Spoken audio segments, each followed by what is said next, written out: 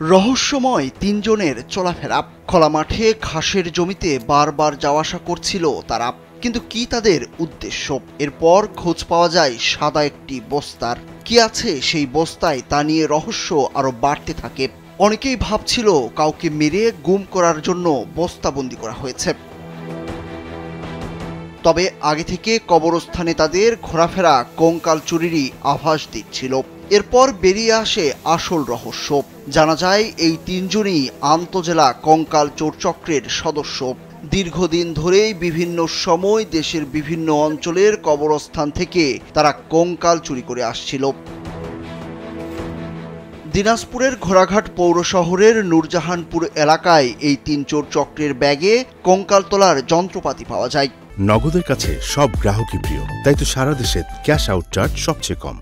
এরপর মঙ্গলবার সন্ধ্যায় তাদের গ্রেপ্তার করে পুলিশ। গ্রেপ্তারকৃতরা হলেন রাজশাহীর বাঘা উপজেলার খাগড়বাড়িয়ার লালন মিয়া এবং গাইবান্ধার গোবিন্দগঞ্জ উপজেলার নুনতলা এলাকার জহুরুল ইসলাম ও চেরঙ্গার এলাকার গোলাম মোস্তফা। পুলিশ সূত্রে জানা গেছে, 4টি কবর থেকে কঙ্কাল চুরির বিষয়ে অভিযোগ পাওয়ার পর তদন্ত শুরু করে তারা। পরে গোপন সংবাদের মাধ্যমে এই সংঘবদ্ধ 3 আন্তজেলা কঙ্কাল চোরকে গ্রেপ্তার করে পুলিশ। জিজ্ঞাসাবাদে তারা কঙ্কাল চুরির কথা স্বীকার করে এবং পৌর শহরের নূরজাহানপুর এলাকার কবরস্থানের পাশের একটি ঘাসের জমি থেকে বস্তাবন্দি হাড় উদ্ধার করা হয়। ঘোড়াঘাট থানার ভারপ্রাপ্ত কর্মকর্তা আসাদুজ্জামান আসাদ কালবেলাকে জানান, হাড়গুলো তারা একটি বস্তায় ভরে নিরাপদ জায়গায় রেখেছিল।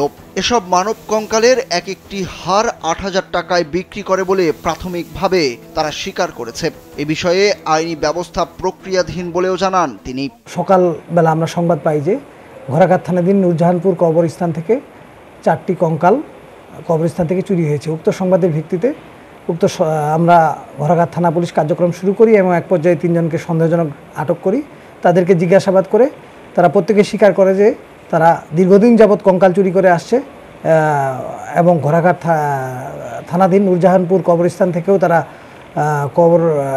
মানবদেহের কঙ্কাল চুরি করেছে বলে জানায়। পরবর্তীতে তাদেরকে দেখানো মতে আমরা উক্ত কঙ্কালগুলি উদ্ধার করেছি এবং পরবর্তী ব্যবস্থা আইনগত ব্যবস্থা প্রক্রিয়াধীন রয়েছে। মূলত বিভিন্ন মেডিকেল কলেজের শিক্ষার্থীরা মানবদেহের এসব হাড়গোড়ের ক্রেতা।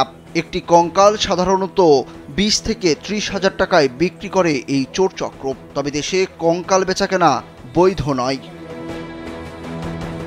সুরুজ আহমেদ, কালবেলা।